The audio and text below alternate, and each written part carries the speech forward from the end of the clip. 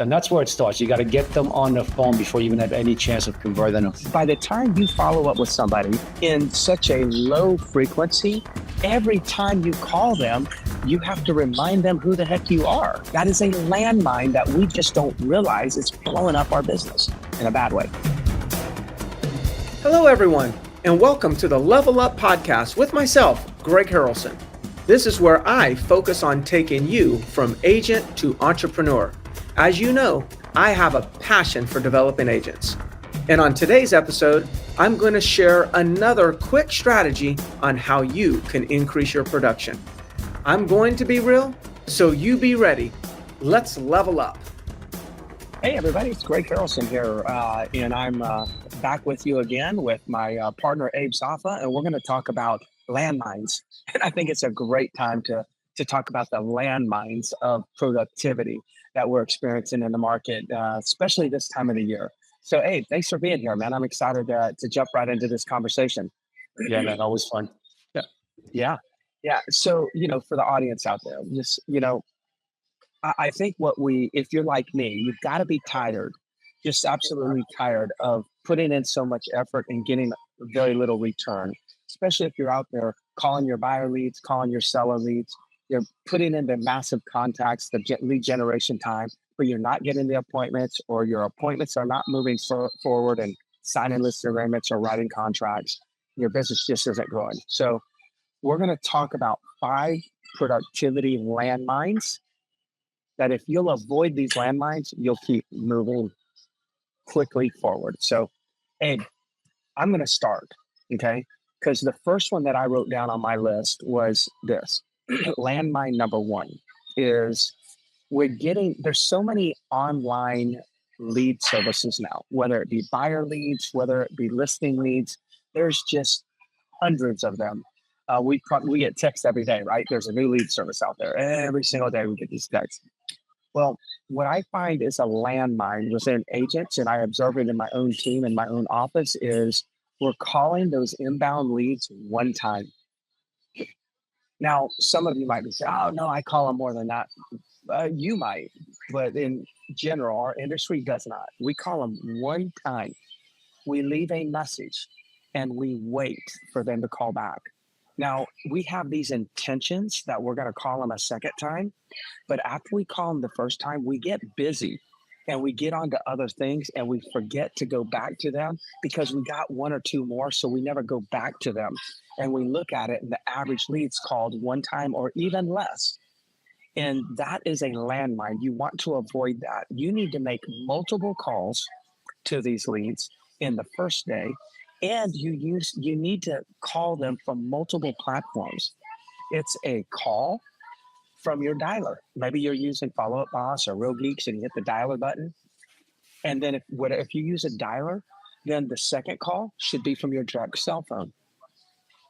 And if you have a dialer that allows you to text from the dialer, go ahead and text them. But your next text should be from your cell phone. Go ahead and email them from your dialer. That's perfectly fine. But you see, you're using multiple platforms to reach these people multiple times during the first day, and then continue that for second and third day. And you'll have a dramatic increase in the number of people that you're talking to and the number of appointments you set. That is a productivity landmine. And that's one of the biggest ones, Greg. The one and done is what I call it. Yes. That's all it is. And, I can say the same thing for expireds as well. Expired comes off the market. You see agents that want to do well on expires. They'll call them at 8 a.m. and then that's it. And you got other agents going and just cleaning house all day long with the expireds. So, try to take multiple attempts to get that lead. So it's really frustrating as a company owner, as a team leader, especially when you buy these leads and they're coming in, and then you see an agent made one attempt and never got in touch with them. So there was never even a chance to convert that lead. Right. So we paid for you paid for the lead. Yeah. And there was, it's kind of like, a convenience store or a retail store. You buy inventory and you leave it in the back stock room. You never put it on the shelf. Yeah. Like there's no chance you're going to sell. No chance. Zero chance. Yeah. Yeah.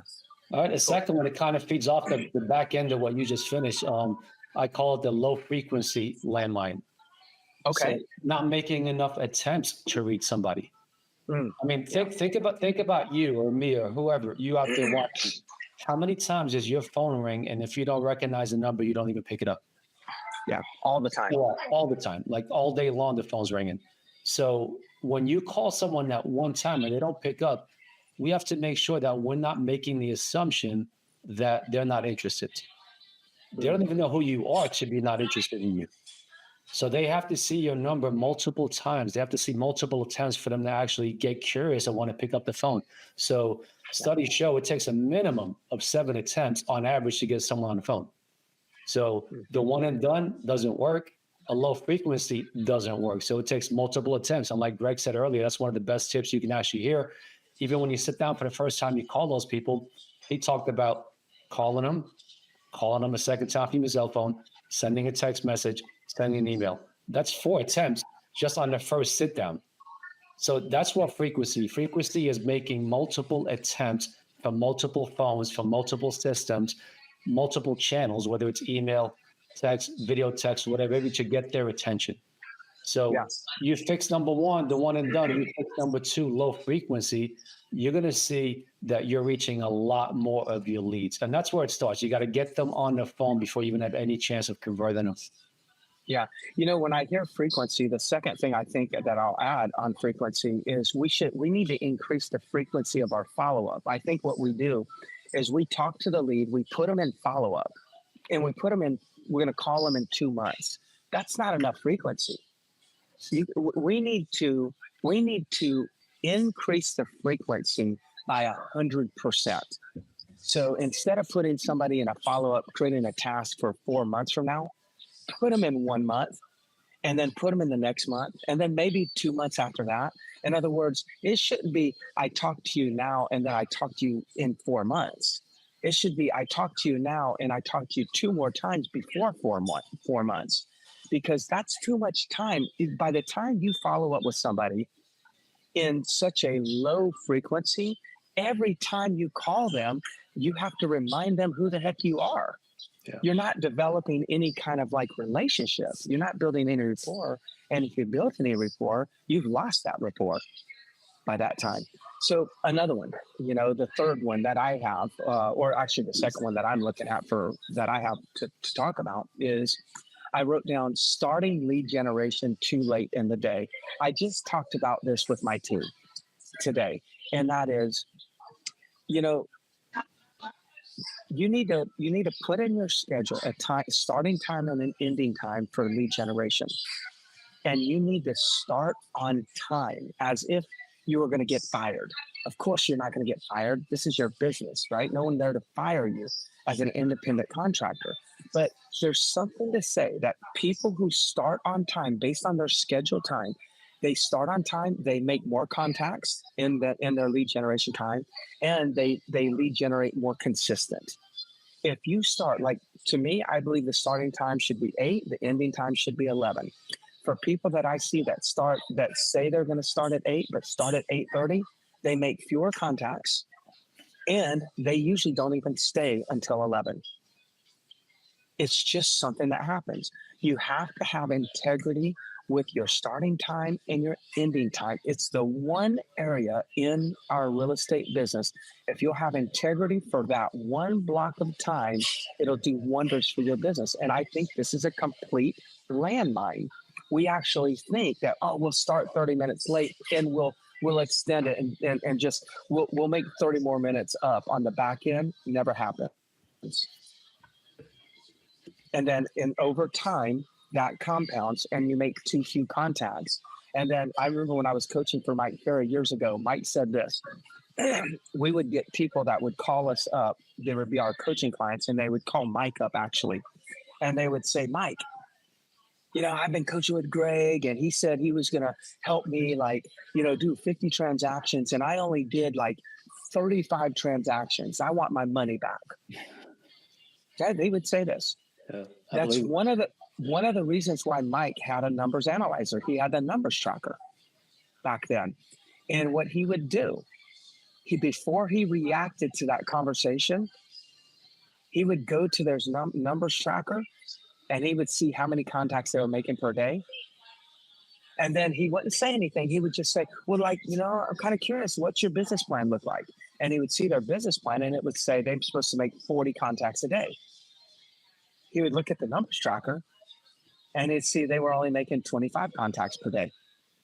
He would do a quick calculation and he realized that the percent that they fell short of the stated goal, they also fell short in the stated amount, in the required amount of contacts. So in reality, I gave them the perfect recipe for 50, but they decided to put half the ingredients in and they got half of the product results out.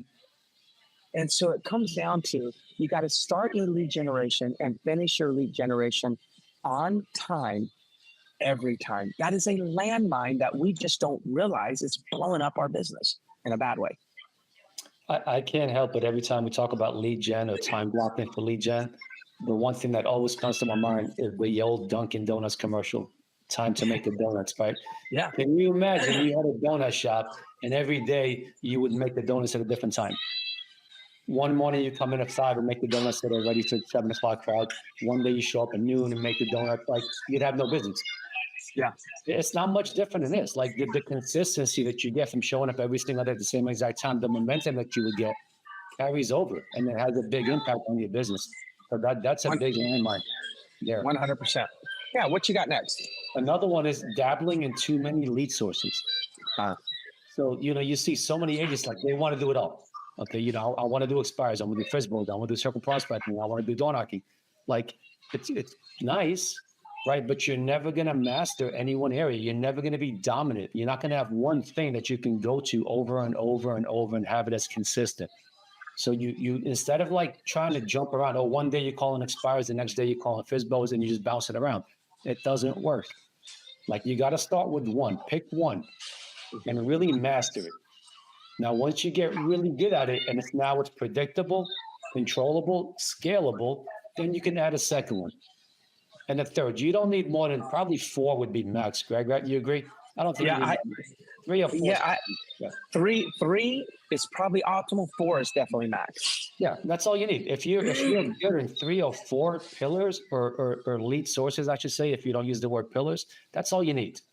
Yeah. But now it's predictable. You're consistent. Your skills are getting better because you're having the same conversations over and over and over. You're not having to learn new conversations by bouncing around to a different lead source.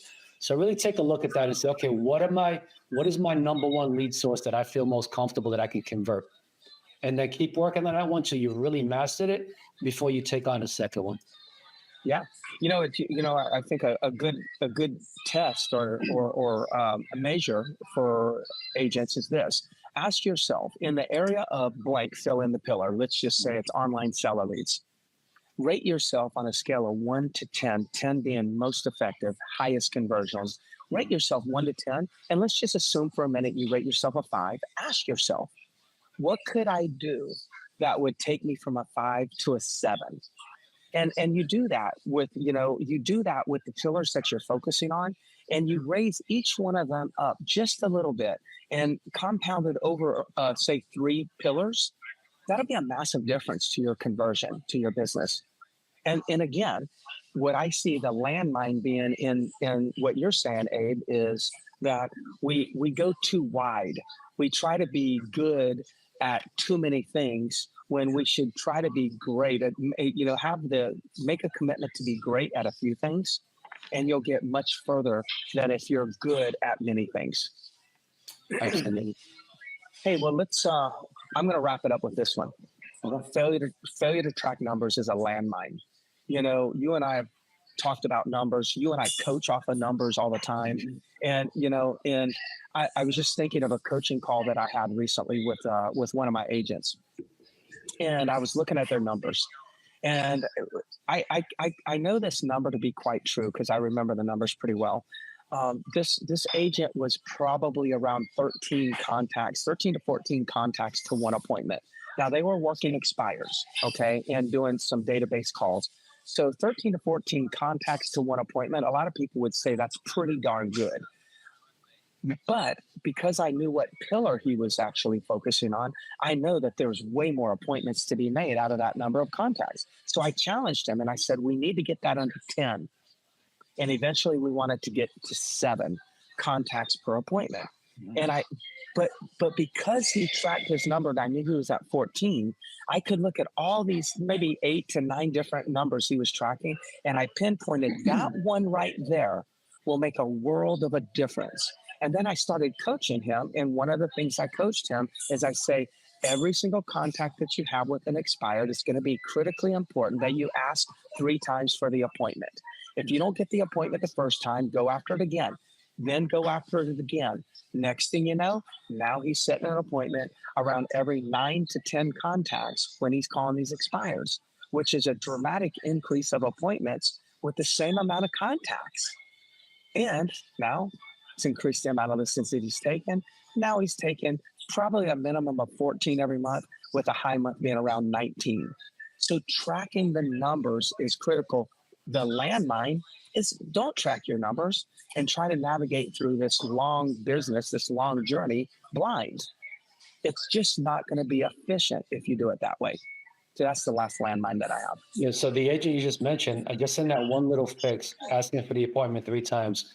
If I did the math correctly, that's about a 40% increase in productivity. Just with that simple fix. Because they went from 13 contacts to, what was it, 10? You thought at the end? Let's say at 10. Yeah. 13 to 14. It's like 13 and a half. And then he went to like right at 10. Yeah. It's a 40% increase in productivity and 30% increase in income. So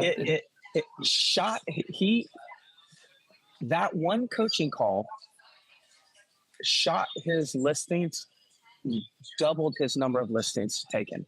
Now, just from a calculation standpoint, there's going to be some data heads that are going to fact check me on a calculator. Yeah. I understand the math is not going to tell you double, but let me tell you why it doubled. Because then he took that coaching and started asking for the listing 3 times also. Yeah. He took that one coaching and he started applying that in his price reductions.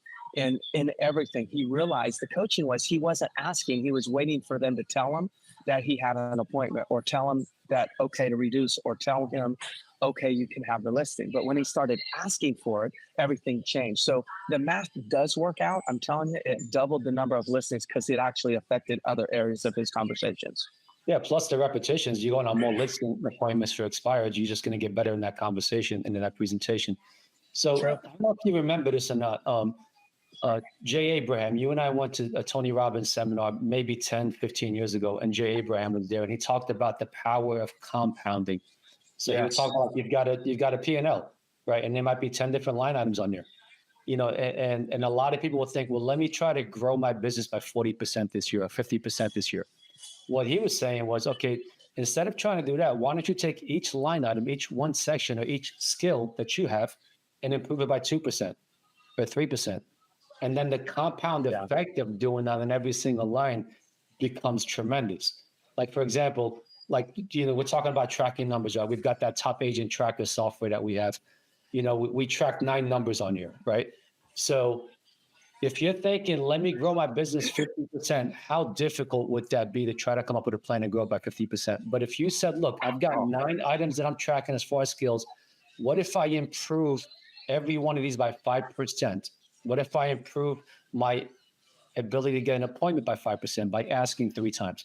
And you do that 5% on every single line, that's a 55% increase compounded over all 9 items.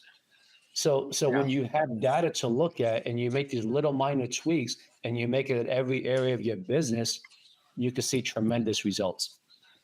Yeah. I just, for those of you listen, I urge you to check out topagenttracker.com.